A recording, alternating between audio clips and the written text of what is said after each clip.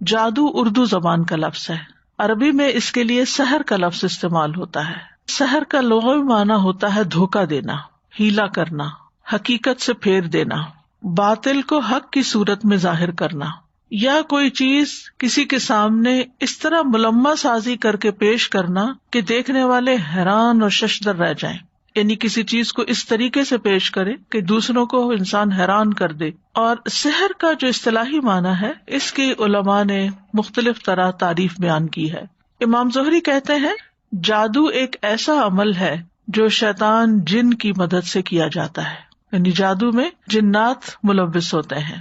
امام رازی کہتے ہیں کہ جادو کا تعلق ہر اس کام کے ساتھ ہوتا ہے جس کا سبب پوشیدہ ہو، جس کی کاز جو ہے وہ چھپی ہوئی ہو اور اس میں دھوکہ دہی نمایاں ہو۔ لیث رحمہ اللہ کہتے ہیں جادو اس عمل کا نام ہے جس میں پہلے شیطان سے قرب حاصل کیا جاتا ہے، یعنی شیطان کو خوش کیا جاتا ہے، اور پھر اس سے مدد لی جاتی ہے، یعنی اس سے کام لیا جاتا ہے، اس سے کچھ کام کروائے جاتے ہیں جادو کے سلسلے میں۔ اور یہ قرب کیسے حاصل ہوتا ہے؟ قبیح گناہ کر کے، برے برے گناہ کر کے۔ کبھی یہ بول کر کیے جاتے ہیں جیسے شرکیہ الفاظ والے دم، کبھی شیطان کی تعریف کے کلمات ہوتے ہیں جس سے وہ خوش ہوتا ہے۔ اب آپ سوچئے کہ اگر کوئی شیطان کی تعریف کر رہا ہے تو وہ کتنا بڑا گناہ ہے اور اللہ تعالیٰ کو ناراض کرنے والا کام ہے۔ اور کبھی کوئی ایسا عمل کر کے کہ جس سے جن کو اپنے کنٹرول میں کیا جائے۔ اسی طرح کچھ اعمال بھی شرکیہ ہوتے ہیں جن کی وجہ سے جنات کو قابو کیا جاتا ہے، جیسے ستاروں کی عبادت یا کسی حرام کام کو لازم کر لینا۔ اور اس کے علاوہ جتنے بھی نافرمانیوں کے کام ہیں، اللہ کو ناراض کرنے والے کام اور شیطان کو خوش کرنے والے کام، یہ سارے ایسے ہوتے ہیں کہ جن سے عموماً جنات کا قرب حاصل کیا جاتا ہے، شیطان کا قرب حاصل کیا جاتا ہے، اور پھر ان سے کام لے کر لوگوں پہ جادو مسلط کیا جاتا ہے۔ یعنی جادو میں عام طور پر شیاطین کو استعمال کیا جاتا ہے اور شیطان کے ذریعے وہ کام کروائے جاتے ہیں۔ قرآن مجید میں جادو کا ذکر آتا ہے اور اس کے لیے لفظ سحر استعمال ہوا ہے۔ قوم فرعون کے اندر جادو بہت تھا تو وہاں بھی سحر کا ذکر ہے، جو رسیوں اور لاٹھیوں کی شکل میں سحر بنا کر لائے تھے، اور اس میں چیز کی حقیقت کچھ تھی لیکن انہوں نے اس طرح کا طریقہ اختیار کیا جس سے وہ لاٹھیاں سانپ نظر آ رہے تھے۔ اور اگر ان ساری آیات کا ہم مطالعہ کریں جو قرآن مجید میں آتی ہیں تو ان سے یہ پتہ چلتا ہے کہ جادو سے انسان کے اوپر بہرحال اثر ہوتا ہے، چاہے وقتی ہو، جیسے موسیٰ علیہ السلام، حالانکہ وہ اللہ کے پیغمبر تھے لیکن ان کو وہ رسیاں اور لاٹھیاں کیا نظر آئیں، دوڑتے ہوئے سانپ نظر آئیں، اور تھوڑی دیر کے لیے وہ خوفزدہ ہوئے۔ تو اس سے کیا پتہ چلتا ہے کہ جادو کی ایک حقیقت بہرحال ہے، وہ ایسی چیز ہے کہ جو دوسرے انسان کو متاثر کر سکتا ہے، چاہے وقتی طور پر ہو یا پھر لانگ ٹرم ہو، چاہے روحانی طور پر ہو یا جسمانی طور پر۔ اس سے دوسروں کو خوف زدہ بھی کیا جا سکتا ہے، پریشان کیا جا سکتا ہے، میاں بیوی کے درمیان محبت یا نفرت پیدا کی جا سکتی ہے، لیکن ہوتا یہ سب کچھ اللہ کے اذن سے ہے۔ جیسے باقی چیزیں اللہ کے اذن سے اثر کر جاتی ہیں، مثلاً آپ کسی کو ایک تھپڑ لگاتے ہیں تو اس کو چوٹ لگتی ہے تو اس کو درد ہوتا ہے، تو اسی طرح بعض الفاظ جو ہیں وہ ہرٹ کرتے ہیں۔ عام طور پر بھی جب کوئی کسی کو گالی دے یا کوئی برا بھلا کہے یا تانا دے یا کوئی کسی کا مذاق اڑائے تو اس کے اثرات سامنے والے شخص پر آتے ہیں۔ تو اسی طرح جو جادو کے کلمات ہوتے ہیں مختلف طرح کے، وہ انسان کے نفسیات پر اثر انداز ہوتے ہیں اور بعض اوقات روح سے پھر جسم کی طرف بھی منتقل ہو جاتے ہیں۔ بعض لوگ اس کا انکار کرتے ہیں، یعنی جادو کے اثرات کا انکار کرتے ہیں، حالانکہ اس کے وجود اور تاثیر کی تائید قرآن مجید سے ہوتی ہے۔ اور یہ یاد رکھیے کہ اسلام جادو کے عملیات کروانے کو سختی سے منع کرتا ہے، یعنی قرآن و سنت میں اس کی ممانعت آئی ہے، اور ایسا کچھ کام کرنے کو کفر قرار دیا گیا ہے، یعنی جادو کو کفر قرار دیا گیا ہے، کبیرہ گناہ قرار دیا گیا ہے۔ اس لیے کوئی بھی ایسا عمل نہیں کرنا چاہیے جو جادو کی نوعیت سے ہو، کیونکہ وہ ایک کفری عمل ہوگا، کبیرہ گناہ ہوگا، اس پر پکڑ ہوگی۔ تو آج اس سلسلے میں جس آیت کو ہم نے منتخب کیا ہے جس میں ان باتوں کی مزید وضاحت ہوتی ہے وہ سورۃ البقرہ کی آیت نمبر 102 ہے۔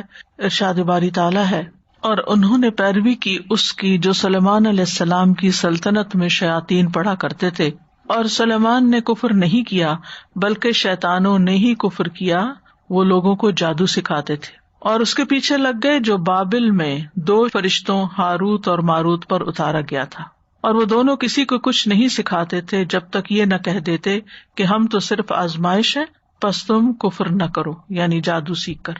پھر بھی لوگ ان دونوں سے وہ سیکھتے جس سے مرد اور اس کی بیوی میں جدائی ڈال دیں، اور وہ اللہ کے حکم کے سوا اس سے کسی کو کچھ بھی نقصان نہیں دے سکتے تھے، اور وہ سیکھتے تھے جو ان کو نقصان پہنچاتا تھا اور فائدہ نہ دیتا تھا، اور یقیناً وہ جانتے تھے کہ جس نے اس کو خریدا اس کا آخرت میں کچھ حصہ نہیں بنتا، اور البتہ کتنا برا تھا جس کے بدلے انہوں نے اپنی جانوں کو بیچ ڈالا، کاش وہ جانتے ہوتے۔ سلیمان علیہ السلام کو اللہ تعالیٰ نے بہت عالی شان سلطنت سے نوازا ہوا تھا، ان کی بہت بڑی حکومت تھی، بہت بڑی بادشاہت تھی۔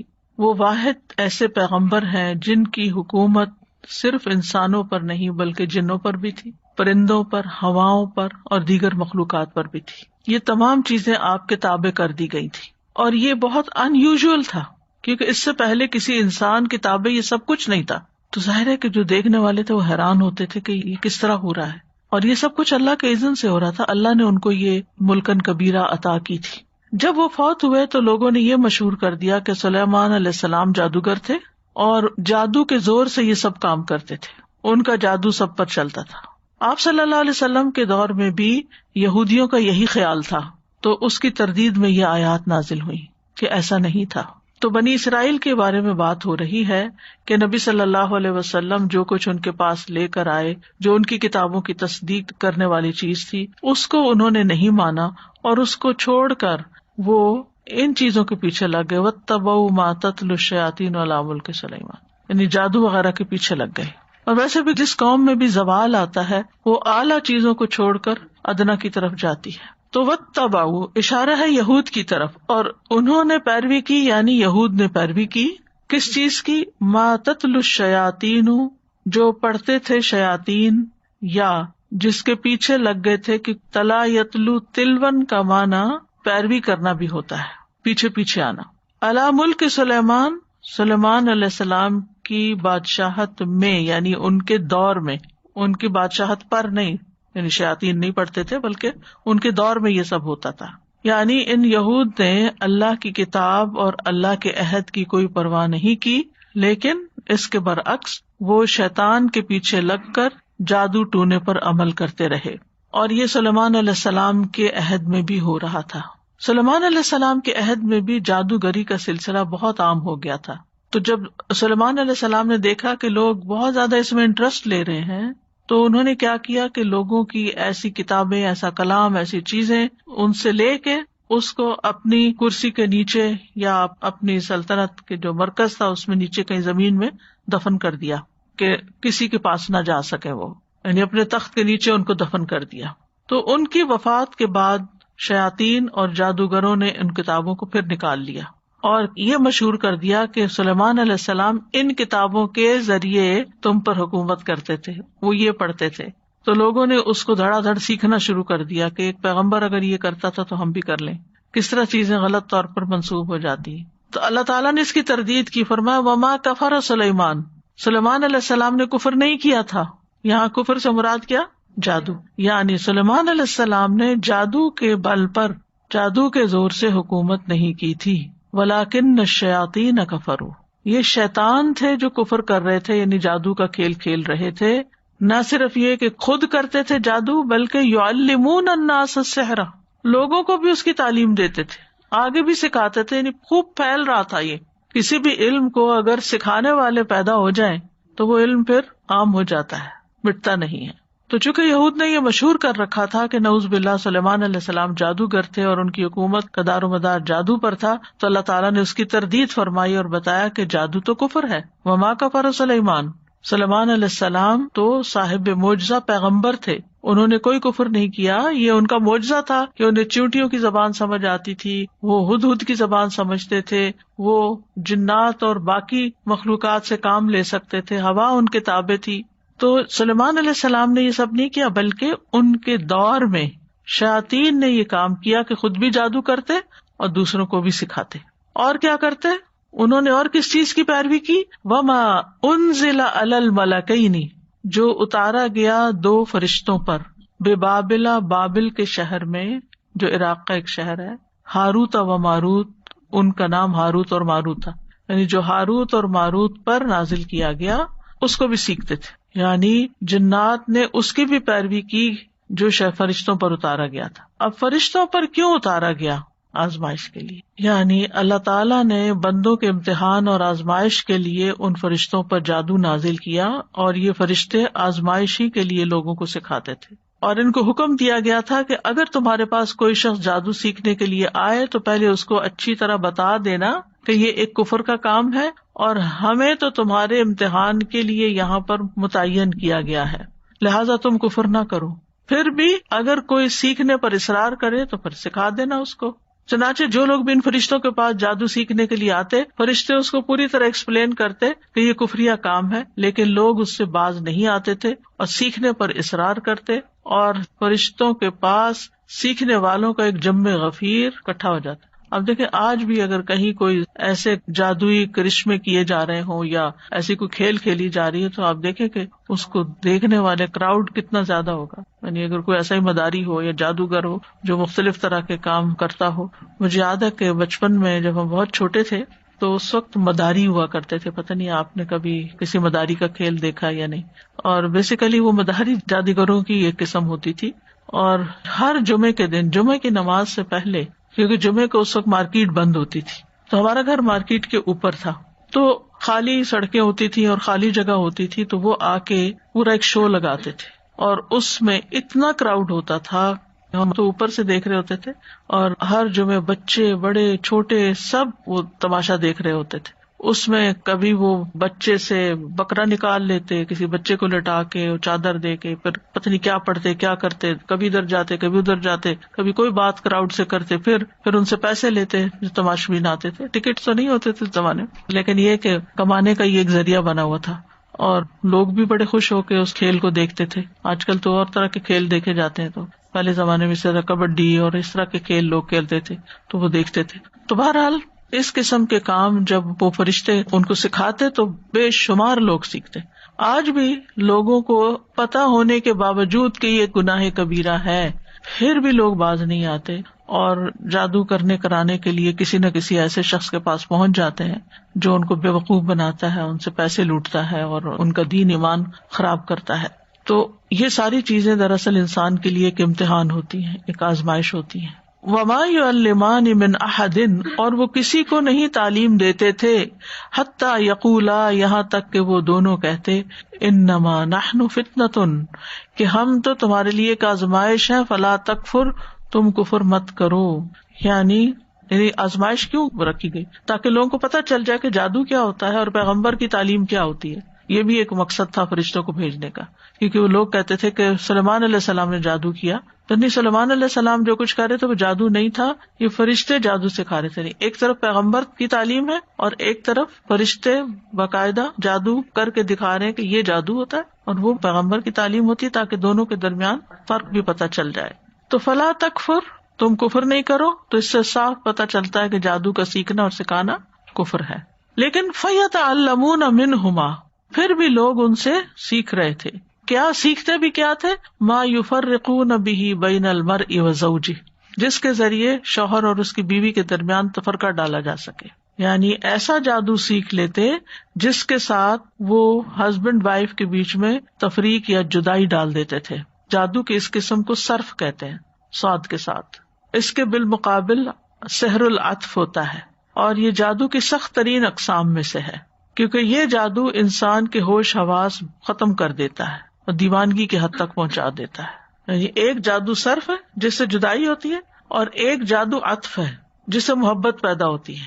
آپ نے کبھی اشتہار شاید پڑھے ہو اخباروں میں، محبوب آپ کے قدموں میں، یہ عطف والا ہے، اور یہ جب وہ کرتے ہیں تو انسان کے اوپر جیسے پاگل پن کی کیفیت آ جائے، یعنی کہ کسی کی محبت میں وہ دیوانہ ہو جاتا ہے، اور پھر اس کے بعد وہ دیوانوں والی حرکتیں کرتا ہے، جیسے مجنون ہوتے ہیں، جیسے عاشق مجنون ہوتے ہیں، اس قسم کی حرکتیں۔ جی ہاں، ایڈورٹائزمنٹ کرتے ہیں، ایسی ایڈورٹائزمنٹ کر کے پیسہ لینا بھی حرام ہے، ایک دفعہ کسی ریڈیو کے آنر نے مجھ سے پوچھا تھا کہ ہمیں اتنے پیسے آفر کیے گئے ہیں کہ ہماری ایڈورٹیزمنٹ کریں، تو آپ کیا کہتی ہیں؟ میں نے کہا بالکل بھی نہیں کریں، کیونکہ جتنے لوگ اس کے ذریعے کفر کریں گے ان سب کے کفر کا وبال آپ پہ پڑے گا کہ آپ نے ان کی رہنمائی کی، آپ نے ان کو راہ دکھائی. کیونکہ بعض اوقات جو لوگ اخبار چلاتے ہیں یا ریڈیو چلاتے ہیں یا ٹی وی یا اس طرح کی چیزیں یا ایون سوشل میڈیا ان کو کمائی کا ذریعہ بنایا ہوا ہے، تو اس قسم کی کسی بھی چیز کو پروموٹ کرنا جو ہے وہ کبیرہ گناہ ہے. اور نہ صرف یہ کہ انسان اس گناہ کا خود وبال اٹھاتا ہے بلکہ جتنے لوگ وہ گناہ کرتے ہیں ان کا بھی وبال اس کے سر پہ آتا ہے. جہاں تک شیطان کا میاں بیوی کے درمیان تفرقہ ڈالنے کی بات ہے تو اس کے بارے میں حدیث میں بھی آتا ہے. صحیح مسلم میں ہے کہ شیطان کے لشکر جب لوگوں کو فتنہ میں ڈالنے کے لیے جاتے ہیں تو ان میں سے ایک آتا ہے اور کہتا ہے، یعنی ابلیس کے پاس واپس فتنے ڈال کے، میں نے اس طرح کیا، یعنی میں نے اس طرح بہکایا. تو وہ کہتا تم نے کوئی بڑا کام نہیں کیا. پھر ان میں سے ایک اور آتا ہے اور کہتا ہے میں نے فلاں آدمی کو اس وقت تک نہیں چھوڑا جب تک اس کے اور اس کی بیوی کے درمیان جدائی نہیں ڈلوا دی، ان کو الگ کر دیا. تو شیطان اس پر اسے اپنے قریب کر لیتا ہے، اسے حق کرتا ہے اور کہتا ہے تو نے اچھا کیا. پھر اس کو اپنے ساتھ چمٹا لیتا ہے کہ تو نے سب سے اچھا کام کیا، کہ جس کے ذریعے ہسبینڈ وائف کے بیچ میں لڑائی ڈلوا دی اور فتنہ. اسی لیے آپ دیکھیں کہ کسی بھی رشتے میں اتنی جلدی ناراضگی پیدا نہیں ہوتی جتنی جلدی مس انڈرسٹینڈنگ اور ناراضگی ہسبینڈ وائف کے بیچ میں پیدا ہوتی. ایک تو ایکسپیکٹیشن بہت زیادہ ہوتی ہیں، لیکن اس کے علاوہ بھی آپ نے دیکھا ہوگا کہ دوسرے رشتوں میں اعتماد کچھ زیادہ ہوتا ہے، یعنی ماں اور بچے کے رشتے میں، بہن بھائیوں میں، دوستوں میں. لیکن ہسبینڈ وائف کا رشتہ بہت ہی نازک ہوتا ہے، چاہے کتنی بھی محبت ہو شیطان بڑی جلدی غلط فہمی پیدا کر دیتا ہے. تو اس لیے ایکسٹرا کانشیس رہنے کی بھی ضرورت ہوتی ہے انسان کو. وما ہم بضارین بہ من احد الا باذن اللہ، اور وہ کسی کو بھی نقصان نہیں پہنچا سکتے مگر اللہ کے اذن سے. یہ بھی ہر بندے کو یاد رکھنا چاہیے کہ کوئی جادو نقصان نہیں دے سکتا اگر اللہ کا اذن نہ ہو. جادو کچھ بھی نہیں کر سکتا. تو اس لیے انسان کو بلا وجہ کے وہم اور خوف میں مبتلا نہیں رہنا چاہیے کہ کوئی ہم پہ جادو نہ کر دے، لگتا ہے کسی نے کچھ کر دیا ہے، لگتا ہے کچھ اثر ہے. ہر چیز کے بارے میں یہ نہیں سوچنا چاہیے. یعنی جو جادو سیکھنے اور سکھانے والے ہیں وہ کسی کو بھی نقصان نہیں پہنچا سکتے، مگر تقدیر میں اگر کوئی نقصان لکھا ہے تو پھر وہ ہو جائے گا. اللہ کی مشیت ہو تو نقصان پہنچ جائے گا. تو اس سے یہ پتہ چلتا ہے کہ اللہ کی قدرت تمام اسباب سے بڑھ کر ہے. اسباب کتنے بھی بڑے کیوں نہ ہوں، ان میں جو تاثیر ہوتی ہے وہ صرف اللہ کے اذن سے ہوتی ہے. مثلاً آگ جلاتی ہے، آگ جلانے کا سبب ہے، لیکن ابراہیم علیہ السلام کے لیے اللہ تعالیٰ نے آگ کو حکم دیا کہ نہیں جلانا. قلنا یا نار کونی بردن، آگ تم نے گرم نہیں ہونا بلکہ ٹھنڈی ہونا ہے، وسلامن نقصان نہیں دینا بلکہ سلامتی والی بننا ہے. اللہ ابراہیم علیہ السلام وہی آگ ہے، لیکن جب اللہ کا حکم کچھ اور ہوا تو آگ نے بھی اپنا کام بدل دیا. تو اسی طرح کوئی بھی چیز چھوٹی سے چھوٹی، بڑی سے بڑی، کوئی کھانا ہو، پانی ہو، دوا ہو، علاج ہو، ہمیشہ یہ ذہن میں رہے کہ میں یہ سبب اختیار کر رہا ہوں، بس اس کے اندر کوئی طاقت نہیں. طاقت تو اللہ کے کلام میں ہے یا اللہ کے حکم میں ہے، اللہ ہی کے اذن سے ہوگا جو ہوگا. ساری قدرت اور اختیار اس کے پاس ہے. وہ شفا دے گا تو شفا ہوگی، وہ اثر ڈالے گا تو اثر ہوگا، وہ طاقت بخشے گا تو طاقت ملے گی. کوئی کچھ نہیں کر سکتا. یہ چیز انسان کو بے خوف کر دیتی ہے، لوگوں سے، جنوں سے، ہر چیز سے نڈر کر دیتی ہے کہ کوئی کچھ نہیں بگاڑ سکتا جب تک اللہ کا اذن نہ ہو. تو ہمیشہ انسان پھر کیا کرتا ہے؟ اللہ تعالیٰ کی پناہ لیتا ہے، پروٹیکشن میں آتا ہے کہ اللہ تعالیٰ آپ مجھے پروٹیکٹ کریں. تو یہ جملہ ہمیشہ یاد رکھیے، اللہ کی قدرت اسباب سے بڑھ کر ہے. اللہ کی قدرت اور طاقت اسباب سے بڑھ کر ہے. تو جب بھی اسباب موجود ہوں لیکن اللہ کی اجازت نہ ہو تو وہ مؤثر نہیں ہوتے. قل لن یصیبنا الا ما کتب اللہ لنا هو مولانا، کہہ دیجیے ہمیں ہرگز کوئی مصیبت نہیں آئے گی مگر وہی جو اللہ نے لکھی ہے، وہی ہمارا پروٹیکٹر ہے، هو مولانا. اب چونکہ اسباب اللہ کے اختیار میں ہے تو اس کا یہ مطلب نہیں کہ پھر ہم اسباب اختیاری نہ کریں. یہ نہیں اس کا معنی کہ انسان یہ کہے کہ جب ہر کام اللہ کے اذن سے ہونا تو پھر میرے کرنے کا کیا فائدہ. نو، اللہ ہی نے حکم دیا اسباب اختیار کرنے کا. بعض لوگ کہتے ہیں اللہ کو تو پتہ ہی ہے ہمیں کیا مشکل ہے اور کیا ضرورت ہے، تو دعا کرنے کا کیا فائدہ، وہ خود ہی کر دے گا. اگر اس نے کرنا ہو تو خود ہی کر دے گا. نہیں، کرنا اس نے ہے، لیکن ہمیں دعا مانگنے کے لیے کہا گیا ہے کہ ہم دعا مانگیں. یہ ہمارے ذمہ ہے. ہم اسباب اختیار کریں، ہم کوشش کریں. آگے پھر کوشش میں کیا کتنا فائدہ ہوتا ہے یہ تو اللہ کو پتا ہے اور اللہ ہی ڈالتا ہے. کسی کی چھوٹی سی کوشش ہوتی ہے اور اس میں بڑی ڈھیروں برکت ہو جاتی ہے. عبد الرحمان بن عوف کہتے ہیں کہ میں ایک اینٹ بھی اٹھاتا ہوں تو نیچے سے سونا نکلتا ہے, اور کچھ لوگ سارے پہاڑ بھی اٹھا لیں تو کچھ نہیں نکلتا. رزق میں برکت ہو, اولاد میں برکت ہو, آپ کی کسی ایفرٹ میں برکت ہو, آپ کچھ امتحان دے رہے ہیں, کچھ پڑھ رہے ہیں, کوئی کام آپ کر رہے ہیں, کرنا اس میں, یہ توحید ہے. اور یہ سبق ہمیں اچھی طرح دل کے اندر راسخ ہونا چاہیے. اس لیے انسان بندوں پر ڈپینڈ نہ کرے. اس کا یہ مطلب نہیں کہ پھر کہے کہ جائیں سب چلے جائیں, میرا تو کسی سے کوئی تعلق نہیں. اللہ کی خاطر اچھے اخلاق اختیار کرے, میل جول رکھے, اللہ کی خاطر محبت کرے, لیکن توقعات نہ رکھے کہ یہ کچھ کر دیں, کیونکہ جب وہ بےچارے نہیں کر سکتے تو پھر آپ کو مایوسی ہوتی ہے, پھر آپ ان پہ ناراض ہوتے ہیں. تو یہ جو اللہ کی قدرت ہے نا, اور اللہ تعالیٰ کو پہچاننا اور ہر کام میں اس کو یاد رکھنا, یہی عبادت ہے. پھر ہر چیز عبادت بن جاتی ہے جب آپ اس کی خاطر کرتے ہیں اور اس کو یاد رکھ کے کرتے ہیں. تو ہمیں ہمیشہ یاد رکھنا چاہیے کہ ہر نعمت بھی اللہ کی طرف سے, وما بکم من نعمت فمن اللہ, اور تکلیف بھی اللہ کے اذن سے آتی ہے. ما اصاب من مصیبت الا باذن اللہ ومن یؤمن باللہ یہد قلبہ واللہ بکل شیء علیم.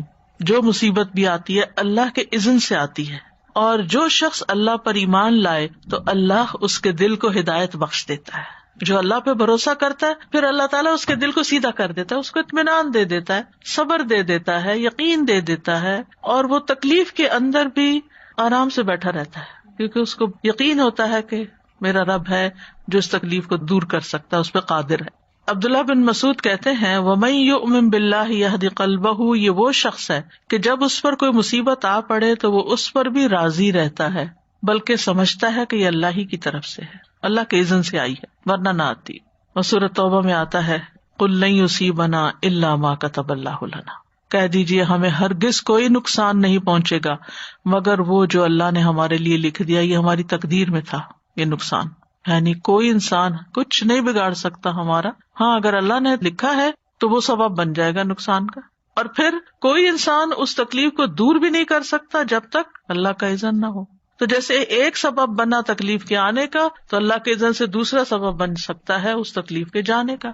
لہٰذا اللہ ہی کی طرف رجوع کرنا چاہیے انسان کو. پھر فرمایا وَيَتَعَلَّمُونَ مَا يَضُرُّهُمْ وَلَا يَنْفَعُهُمْ, اور وہ سیکھتے تھے یعنی لوگ ان فرشتوں سے جو انہیں نقصان دیتا تھا. یعنی جادو کا سیکھنا نقصان دہ عمل ہے. دنیا میں بھی بعضوں کا جادو کرنے والے پر پلٹ آتا ہے.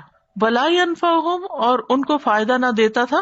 تو اس سے یہ پتہ چلتا ہے کہ جادو کا نقصان جو ہے وہ دنیا میں بھی ہے, کیونکہ جس انسان کو آپ نے تکلیف پہنچائی ہو سکتا وہ بد دعا دے آپ کو, یا وہ جب اس کی کاٹ کرے تو پھر وہ جسے بد دعا جو ہوتی ہے وہ دینے والے پر واپس پلٹتی ہے, تو ایسے ہی جادو کرنے والے پر اس کا اثر واپس پلٹ. تو عام طور پر اگر آپ جادوگروں کو دیکھیں تو ان کے اندر کوئی سکون اور چین نام کی چیز نہیں ہوتی, یعنی ان کی زندگی خوشحال نہیں ہوتی. آپ جادوگروں کو کوئی محلات میں رہتے ہوئے نہیں دیکھیں گے, بلکہ عموماً مفلوق الحال ہی ہوتے ہیں.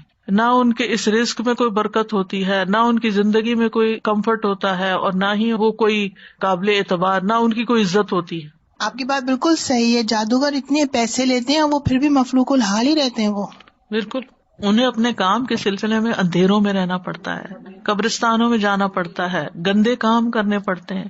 تو ایسا سب کچھ کرنے والا خوش کہاں سے ہو سکتا ہے؟ ایک دفعہ میں نے ٹی وی پہ ایک مارننگ شو دیکھا تھا کافی عرصہ پہلے, اس میں جادوگر اور اس قسم کے اور اس کا جو ماحول بنایا ہوا تھا وہ اتنا خوفناک تھا جس کی کوئی حد نہیں. لیکن میں نے تھوڑا سا وہ پروگرام دیکھا تو اس کے اندر وہ بتا رہے تھے کہ وہ جو جادوگر آیا ہوا تھا اس کے پاس 300 بلیاں ہیں کراچی میں, کالے رنگ کی بلیاں, اور بلیوں کا بھی کالا ہونا ضروری ہے. جی بالکل صحیح. جو کالا رنگ ہے نا, جی آگے میں انشاءاللہ آپ کو بتاؤں گی کہ یعنی سب سے زیادہ جو جادو ہے وہ کالے رنگ کے اوپر اثر کرتا ہے. اور وہ چند بلیاں تو اپنے ساتھ بھی لے کر آئے ہوئے تھے اسٹوڈیو میں. وہ اتنی ہولناک اور اتنی خوفناک اس آدمی کی شکل تھی کہ اس کو دیکھ کے وحشت ہو رہی تھی اور کراہت آ رہی تھی, ایسا نحوست اس کے اوپر سے آ رہی تھی. جیسے آپ سوچیں کہ ایک انسان جو صاف ستھرا ہو, اس سے خوشبو آتی ہو, مطلب یہ کہ پرسکون انسان ہو, اور ایک انسان جو اندھیروں میں رہتا ہو اور شیطانوں کے ساتھ انٹریکٹ کرتا ہو اور گندگی میں رہتا ہو, کیا یہ دونوں برابر ہو سکتے ہیں؟ تو جادو کرنے والے کو لا محالہ یہ گندے کام کرنے پڑتے ہیں. تو یہ ان کو نقصان ہی دیتا ہے، ولا ينفعهم، اور ان کو کوئی فائدہ نہیں ہوتا، کیونکہ اپنی عاقبت خراب کرے. اور اگر دنیا میں بظاہر کوئی نقصان نہیں بھی ہوا نا تو آخرت میں تو اس کا نقصان ہے ہی ہے. استاذہ جی وہ بالکل ایک سچ بات ہے.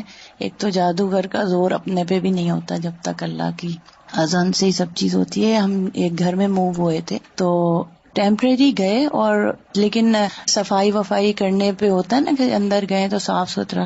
تو جب میرے بچے پینٹ کرنے لگے تو ونڈو کے اندر انہوں نے دیکھا، ونڈو کے کناروں میں جہاں ہول تھے اس میں تعویذ دبے ہوئے تھے، اور جن لوگ سے لیا تھا ان کے ہسبینڈ وائف میں بہت لڑائی رہتی تھی ہر وقت. میں نے ایک دن ایسے ہی بتایا کہ آپ کے یہاں سے تعویذ نکلے، یہ کیا ہے؟ تو کہنے لگی اچھا تو میں پوچھوں گی، میرے ایک بابا ہیں ان سے کہ یہ کیا تھا. تو انہوں نے فون کیا اور پوچھا تو کہنے لگے جس پہ تمہارا شک آ رہا ہے نا یہ وہی ہے. اب شک تو اپنی دوست پہ آ رہا تھا اس کو بہت زیادہ کہ وہ میرے ہسبینڈ سے بہت. تو اب یہ برا گمان کسی کے بارے میں کرنا یہ بذات خود حرام ہے. تو میرا خیال ہے یقین نہیں رکھنا چاہیے جادوگروں کے اوپر بھی نا. بالکل نہیں. استاذہ میرا سوال ہے، اس سے پہلے میں یہ کہوں گی کہ جیسے آپ نے ابھی کہا کہ جو اندھیروں میں رہنے والا ہو اور جو روشنیوں میں رہنے والا ہو وہ دونوں ایک سے نہیں، تو یہ چیز تو اللہ تعالیٰ نے قرآن میں بھی کہی ہے نا کہ اندھیرے اور روشنیاں سیم نہیں ہیں. میرا سوال ایک تو وہی ہے کہ جو تعویذ کا لوگ کہتے ہیں کیا یہ واقعی تعویذ جادو سے ریلیٹڈ ہوتا ہے؟ جادو سے ریلیٹڈ ہوتا ہے.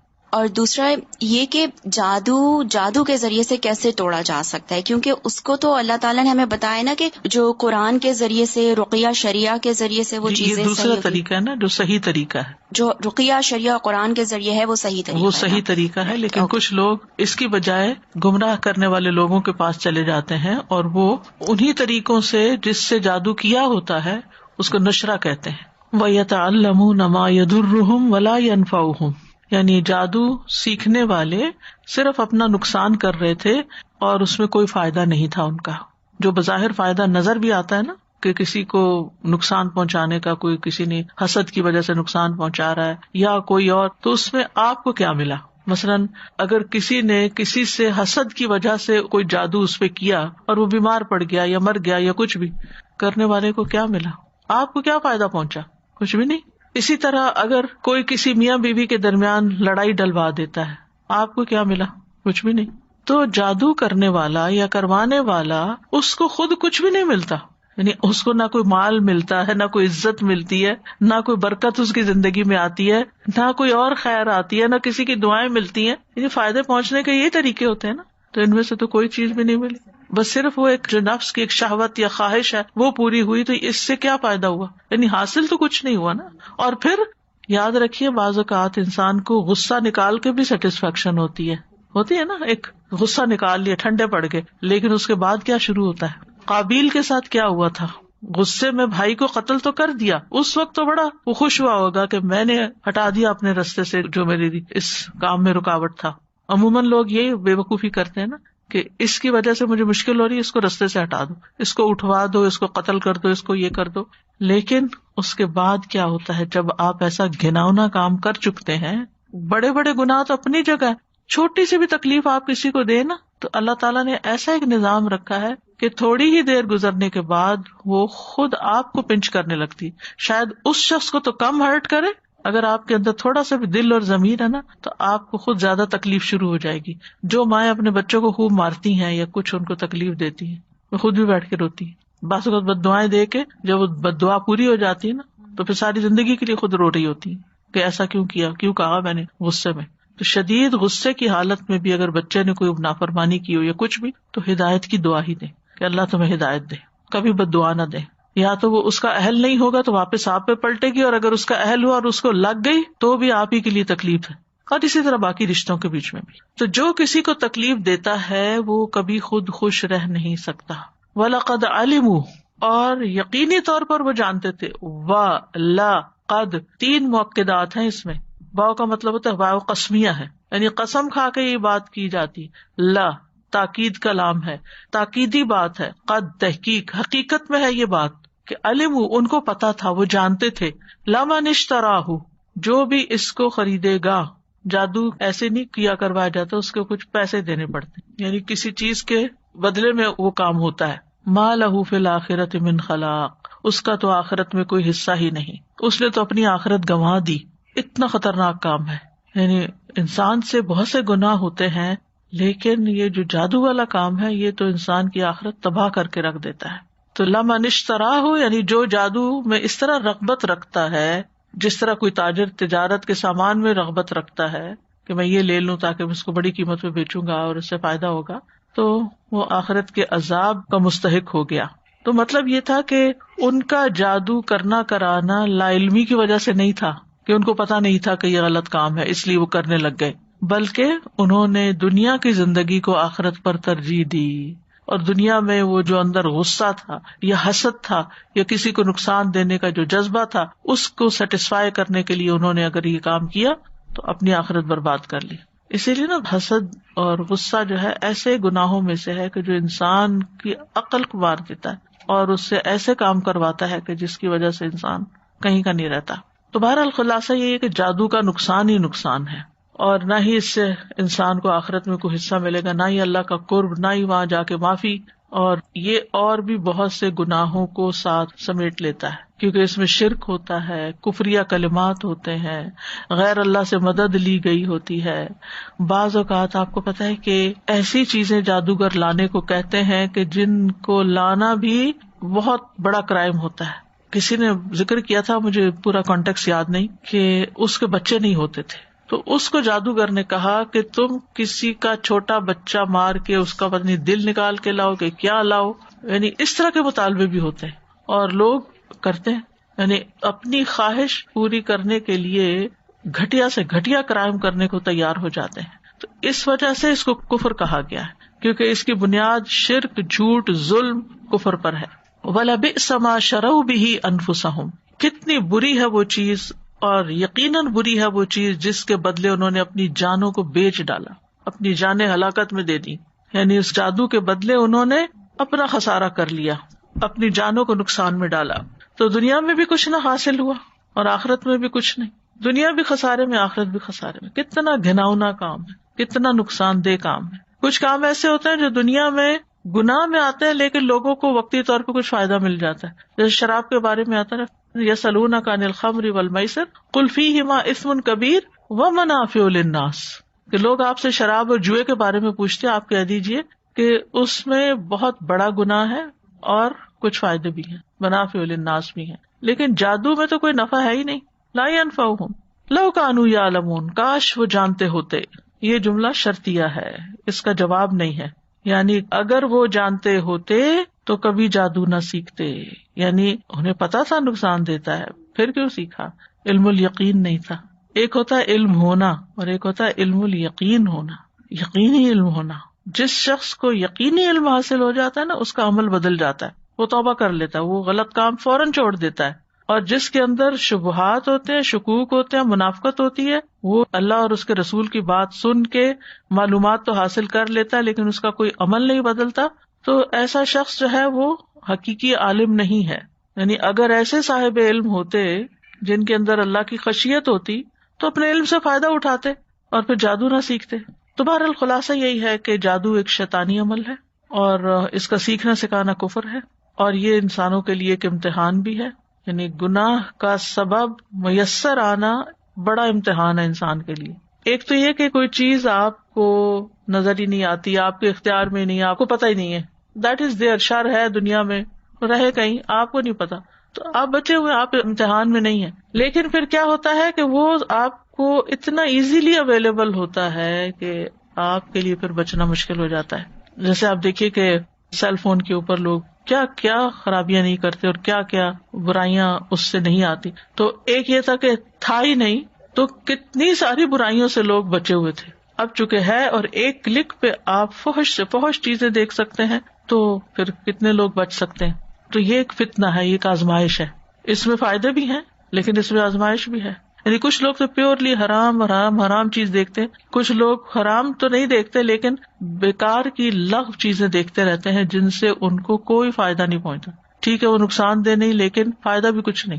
مثلاً آپ دیکھیں کہ کچھ لوگ صرف فیشن شو دیکھتے رہتے ہیں کہ کس ایکٹر نے کیا کپڑے پہنے ہوئے ہیں یا کیسی جیولری پہنی ہوئی ہے، یا کچھ حاصل نہیں ہے آپ کو سوائے اس کے کہ آپ ایک بس انٹرٹینمنٹ بنائی ہوئی. آپ کا وقت کتنا قیمتی ہے تو قبر میں جا کے پتہ چلے گا نا کہ انسان ایک دفعہ بھی سبحان اللہ کہنا چاہے گا, اگر 1000 دفعہ بھی کہے تو ایک بھی نیکی نہیں لکھی جائے گی.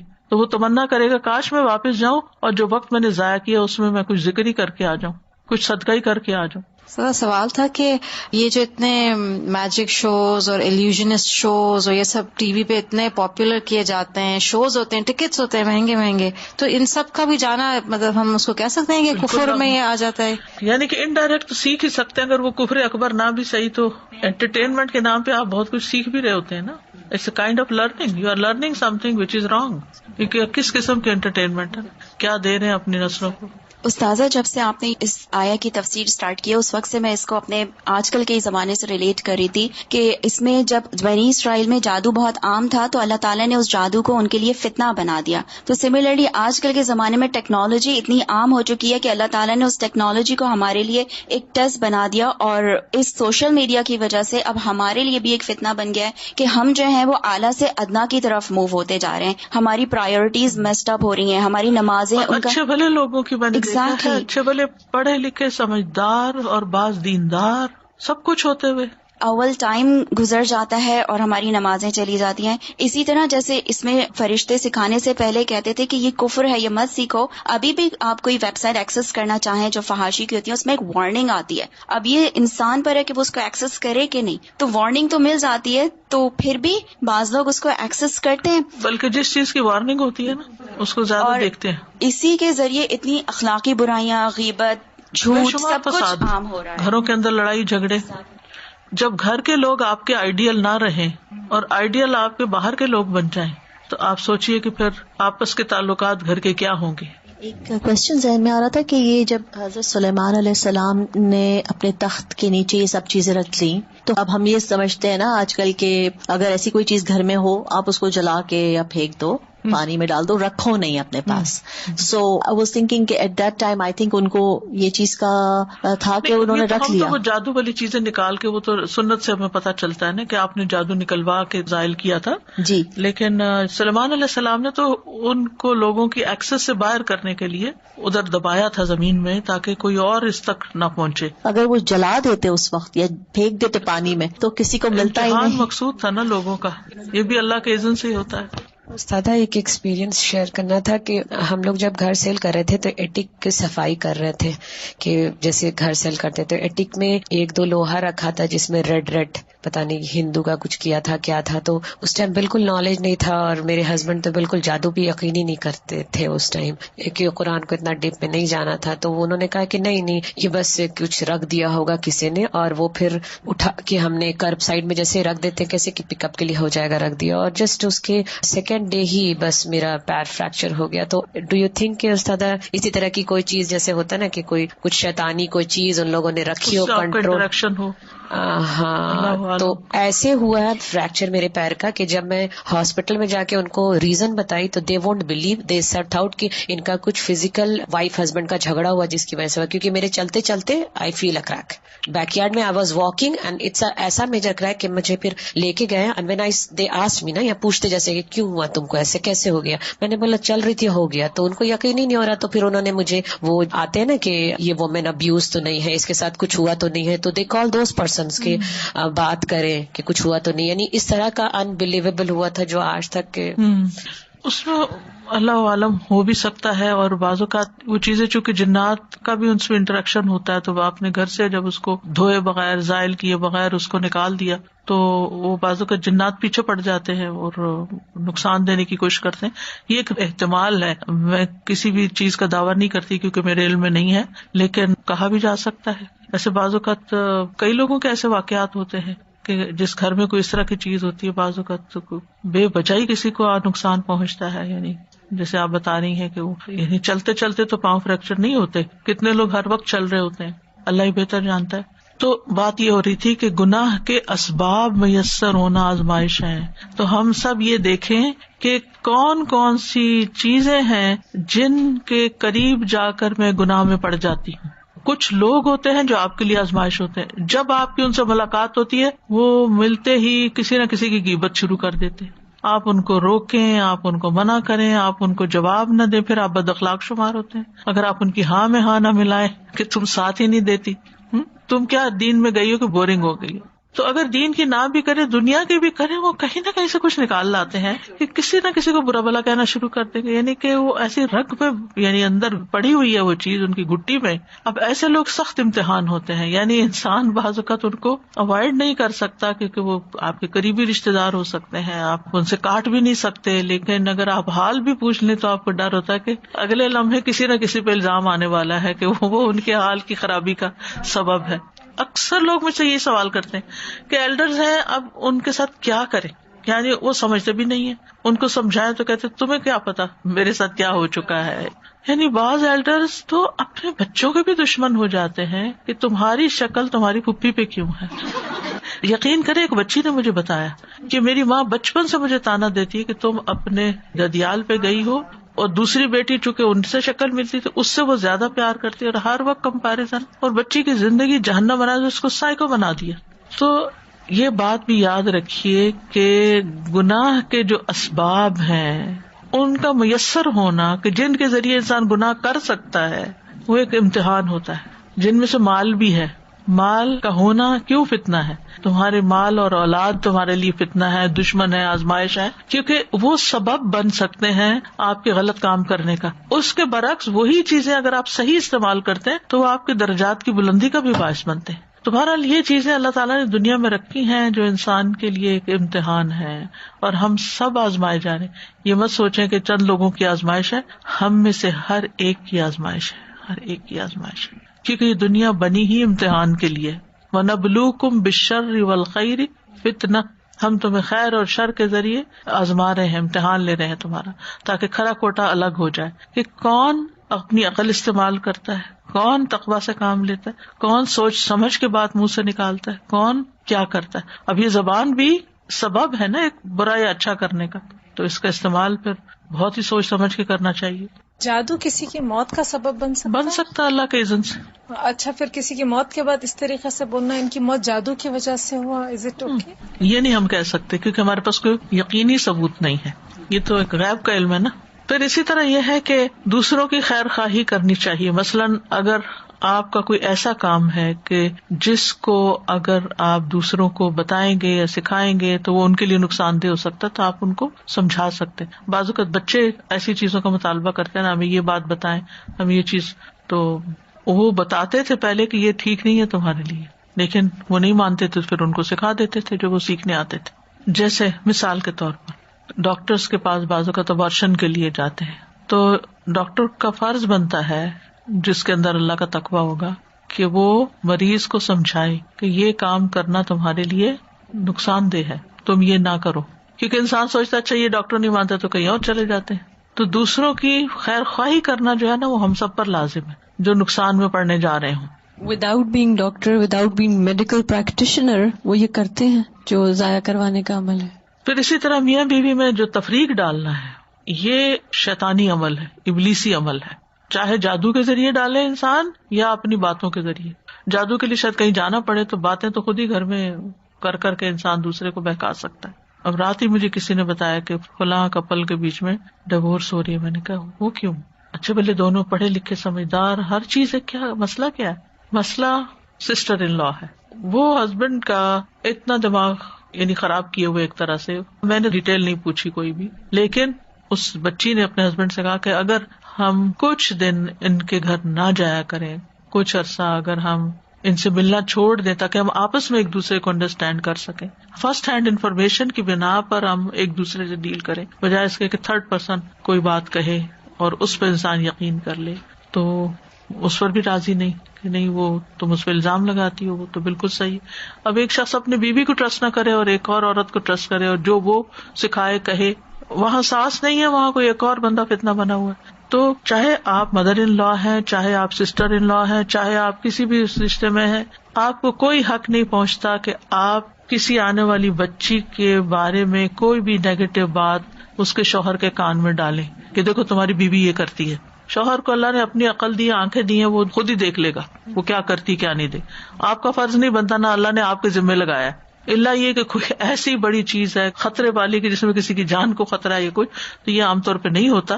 لیکن چھوٹی موٹی باتیں جو ہیں ڈائریکٹ انڈائریکٹ اشاروں کنایوں میں ہنسی مذاق میں کسی بھی طرح ایسی حرکت نہیں کرنی چاہیے. یہ شیطان کو خوش کرنے والا عمل ہے اور اللہ تعالیٰ کو ناراض کرنے والا، کیونکہ گھر جب ٹوٹتا ہے تو اس کے اپنے کئی نقصان ہوتے ہیں. پھر اللہ کے اذن کے بغیر کوئی کام نہیں ہوتا، یہ ہمیشہ یاد رکھنا چاہیے. اس نے جادو کر دیا تو یہ ہوا، تو اس نے نظر لگا دی تو یہ ہوا، ہمیں نہیں پتا. اللہ کا اذن ہوا، لہذا اللہ کو راضی کریں، اللہ کی طرف رجوع کریں، اللہ سے مدد مانگیں، کیونکہ ہر چیز ہی اللہ کے اذن سے ہو رہی ہے. اور یہ بات کہ جادو سیکھنا سراسر نقصان دہ ہے، اس میں کوئی خیر نہیں، یہ کفر اکبر ہے. اور جان بوجھ کے جو ایسا کرتا ہے جس کے بارے میں اس کو پتا بھی ہو کہ غلط ہے، تو پھر اس کی تو شامت ہی شامت ہے. اور آخری بات اس سلسلے میں اس آیت سے جو پتا چلتا ہے وہ یہ کہ ایسا علم حاصل نہیں کرنا چاہیے جس میں صرف نقصان ہو اور فائدہ نہ ہو. وَأَعُوذُ بِكَ مِنْ عِلْمٍ لَا يَنْفَعُ، اللہ میں ایسے علم سے تیری پناہ لیتا ہوں جس میں کوئی نفع نہیں ہے. جہاں ہم علم نافع کا سوال کرتے ہیں وہاں علم غیر نافع سے بچنے کے لیے بھی دعا کرتے ہیں. کیونکہ بعضوں کے لوگ سوال کرتے ہیں نا کہ ہم یہ دعا مانگتے ہیں کہ اللہ ہمیں علم نافع عطا کر، تو کیا کوئی ایسا علم بھی ہوتا ہے؟ تو یہ جادو انہی علوم میں سے ہے جو غیر نافع، لا ينفع، ان کو کوئی فائدہ نہیں دیتا سیکھنے سکھانے والے کو، بلکہ نقصان دیتا ہے. اس سے پامسٹری ہو گئی اور اسی طرح کے کام. ولا يفلح الساحر حيث اتى، جادوگر فلاح نہیں پاتا جہاں سے بھی آئے، کامیاب نہیں ہوتا. استاذ جی یہ دو ہیں بات کہ ایک جادو کرنا اور ایک جادو دکھانا، تو یہ دونوں جیسے کچھ لوگ جادو کر رہے ہوتے ہیں کسی بھی، جیسے آج کل شادیوں میں یہ شروع ہوا ہوا ٹرینڈ نا، میجک شو چل رہے ہیں، تو وہ دیکھنا بھی گناہ ہے. دونوں چیزیں ایسی چیزیں یعنی انسان جس ماحول میں ہوتا ہے جو چیز دیکھ رہا ہوتا ہے وہ بہرحال اس پہ اثر تو کرتی ہے، تو ایسی چیزوں سے بچنا چاہیے. استاد ایک سوال تھا، یہ جو بات ہے اللہ کے اذن کے بغیر کوئی کام نہیں ہوتا، تو اللہ تعالیٰ نے ہمیں مطلب کہ جو بیلنس ہے نا، بیلنس کا ایک سبب اور پھر جو بھی پھر اللہ تعالیٰ کی مشیت، اسباب اور توکل، اسباب اور توکل کے بیچ میں جو بیلنس ہے. تو اب جیسے جادو کے لیے اب صبح اور شام کے اذکار ہمیں دیے ہوئے ہیں کہ ہم ان کے پروٹیکشن میں رہیں، لیکن جو لوگ پھر نہیں کرتے اور پھر بھی کہتے ہیں کہ اچھا یہ تو اللہ کی مرضی کے اس میں، تو اس مطلب یہ کہ آپ نے خود سبب اختیار نہیں کیا. یعنی اگر کسی شخص کو بخار ہو جاتا ہے اور اس وجہ سے ہوا کہ اس نے سردی کے موسم میں جیکٹ نہیں پہنی ہوئی تھی، تو آپ کیا کہیں گے کہ آپ نے سبب اختیار نہیں کیا؟ وہ تو معمور ہے نا، سردی گرمی معمور ہے کہ اپنے اثرات لوگوں پہ ڈالیں، اللہ نے ان کو تو اجازت دی ہوئی ہے، ان کو تو اذن ہے، لیکن فرض آپ کا بنتا تھا کہ آپ اپنے آپ کو ڈھکتے، پراپرلی پروٹیکٹ کرتے. ایکسپوز کیا آپ نے، خود آپ نے اپنے لیے آپ بیل مجھے مار، جبکہ اللہ نے آپ کو عقل دی تھی، آپ کو علم دیا تھا کہ آپ اذکار کر لیں یا آپ جیکٹ پہن لیں. یعنی جو مادی یا غیر مادی اسباب ہوتے ہیں تو اسباب تو اختیار کرنے ہی چاہیے، اور اسی لیے علم ضروری ہوتا ہے. ایک سوال ذہن میں آ رہا تھا کہ یوتھ کے ساتھ جب ہم بیٹھتے ہیں نا تو بچے یہ اکثر یہ کوشچن کرتے ہیں کہ اللہ نے پھر شیطان کو بنایا کیوں ہمارے لیے دنیا میں آل دا ٹائم ہم ٹینشن میں ہے، امتحان میں ہے. اسی طرح سے یہ جادو کو بھی ہاروت اور ماروت کو سکھا دیا. تو اگین یعنی اگر ہم اپنے گھر میں دیکھیں تو ہم مضر چیزوں کو نہیں لاتے تاکہ بچے پہلی بات ہے وہ افیکٹ ہوں، لیکن آل دا ٹائم اس بات کا جواب کیسے دیں ہم young generation plus older generation? دنیا میں ہم آئے ہی امتحان کے لیے نا، تو یہ کچھ چیزیں ہمارے ٹیسٹ کے لیے رکھ دی گئی. جیسے ہرڈل ریس ہوتی ہے کہ آپ ریس لگا رہے ہیں لیکن آگے رکاوٹ ہے، آپ نے اس کو عبور کرنا ہے، وہاں بیٹھ نہیں جانا، پھر آگے تھوڑا اور چلیں گے پھر ایک اور ہرڈل آ جائے گا. تو ہم یہ کہیں کہ ہرڈل کیوں رکھے بیچ میں کیوں چیزیں رکھی، وہ پھر اسی سے آپ کی اسمارٹنیس پتہ چلے گی کہ آپ کے اندر کتنی کریج ہے کہ آپ ان ساروں کو عبور کر کے نکل جانا ہے اس کے اوپر سے. ورنہ تو آپ کیسے پتہ چلے گا کہ آپ کود سکتے ہیں نہیں کود سکتے، بھاگ سکتے ہیں نہیں بھاگ سکتے، دیکھ سکتے ہیں نہیں دیکھ سکتے کہ آگے کیا آ رہا ہے. جزاک اللہ، آپ کی بہت اچھی مثال ہے کیونکہ آج کل بہت بچوں سے پڑتی ہے نا ملاقات. اوکے، نیکسٹ ویک بھی ابھی یہ ٹاپک چلے گا انشاءاللہ. وآخر دعوانا الحمد للہ رب العالمین. سبحانک اللہم وبحمدک، اشہد ان لا الہ الا انت، استغفرک واتوب الیک. السلام علیکم ورحمۃ اللہ وبرکاتہ.